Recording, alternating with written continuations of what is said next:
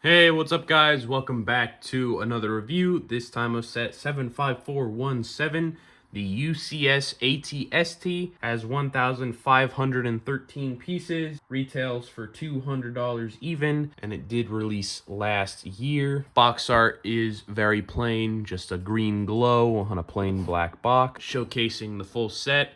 Obviously, they went with a very tall box here, so that you can show off the ATST. Side of the box has it in a different language, where I guess it becomes a TSTT. And then the back of the box shows off the dimensions of the set. It's 8.5 inches wide and 14.5 inches tall. It shows off the little display plaque with the figure and just the set at a different angle. And the bottom of the box shows off the features of the set, shows off the back of the ATST, plus the weaponry on it is able to swivel, as well as the head, of course. And then an image from Return of the Jedi and an image of the cockpit inside. Side of the box shows off the set again, just cut in half, and Ultimate Collector Series right there. And you cut it open with the tape on top. Inside the box is seemingly about 10 bags, give or take a couple. Actually looks like 14 at least. Relatively very small sticker sheet for $1,500, and those look to all be mostly, they should be interior details, I think. That should be the hatch, that should be the seats, control panel. Luckily, not a lot of stickers. That's always a nice thing. Not even because I'm anti-sticker, I'm just bad at putting them on. And then a very nice, the printed piece for the info of the vehicle in universe, which I will go over more detail in when it's actually all built. And then you've got the fairly hefty instruction manual with plenty of information about the ATST. So that's a statement from design creative lead for Lego Star Wars, talking about first appearance and everything, and just what it is, I think, in universe. And then talking more about from the Lego Star Wars design team, and just talking about more details about the set. And actually looks like a pretty nice little piece of concept art from maybe Ralph McQuarrie. And then you start building. So let's get this set built.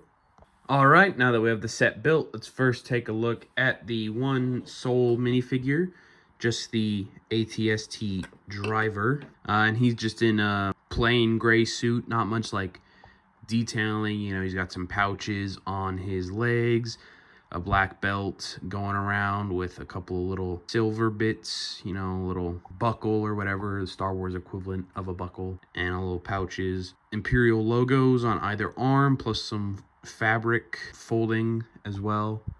And then the back is just the belt continued and a little bit of ruffling of the fabric as well.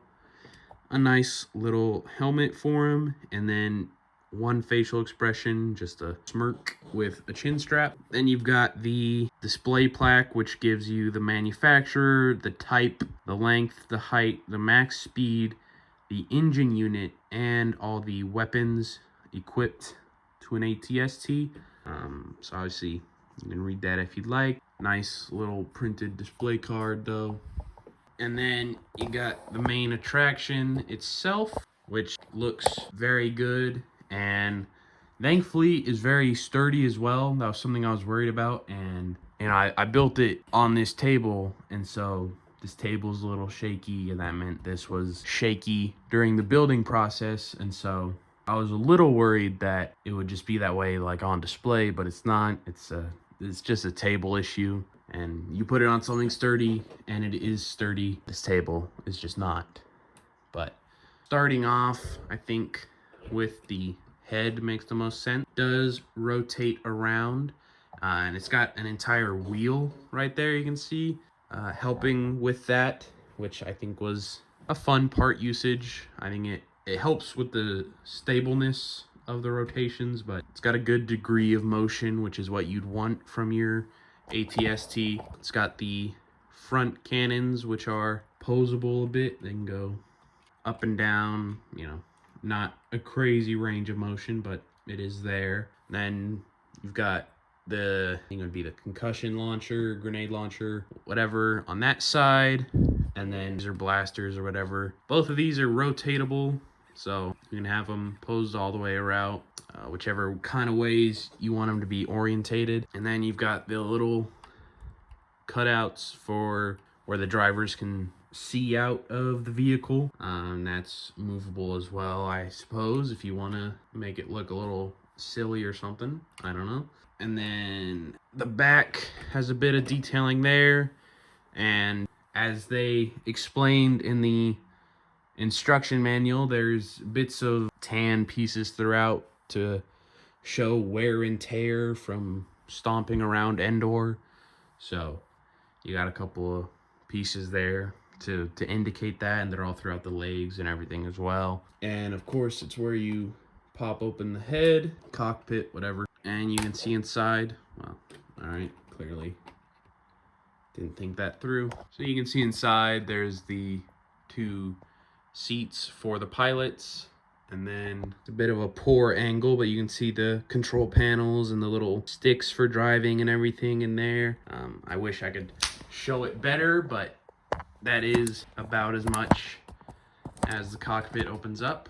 And then just going over the leg detailing and everything. You've got the feet, which have the little rubber Technic bits on the bottom there to help with sturdiness. And they are